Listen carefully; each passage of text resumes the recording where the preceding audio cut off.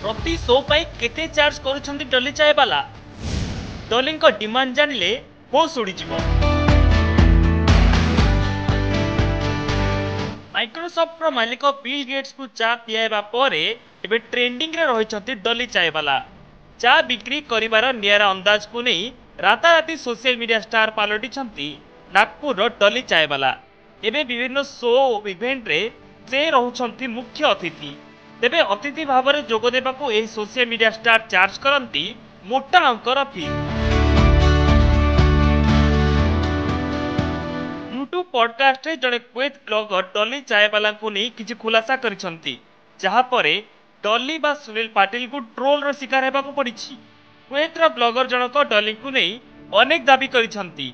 एहा सह तांकू एक शो रे निमंत्रण देवा परे तांको अभिज्ञता विषय रे भी कहिसंती। डॉली चायवाला गोटे इवेंट रे जोग देबाकू चार्ज करंती पूरा 5 लाख टंका।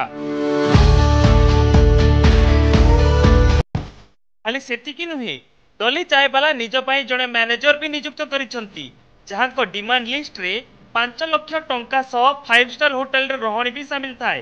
कारण कोनोसी इवेंट रे डॉली एकाकी जानते नहीं बरं तांको सह तांको पूरा टीम शो रे जोग देई थांती। सोशल मीडिया रे क्वेत ब्लॉगर का वीडियो एबे खूब वायरल हेबारे लागिछि। डॉली चायवाला को डिमांड को नहीं ब्लॉगर जनक कहिसंती डॉली को डिमांड सुनी मु मोर निज अस्तित्व उपरे संदेह करबा को लागिथिली। डॉली मो सह कथा हेबाकू भी चाहि नथिले। गोटे दिन पई एते टंका दबा संभव नथिला तेणु फूड ब्लॉगर जनक निज शो रे तांको शामिल करि नथिले।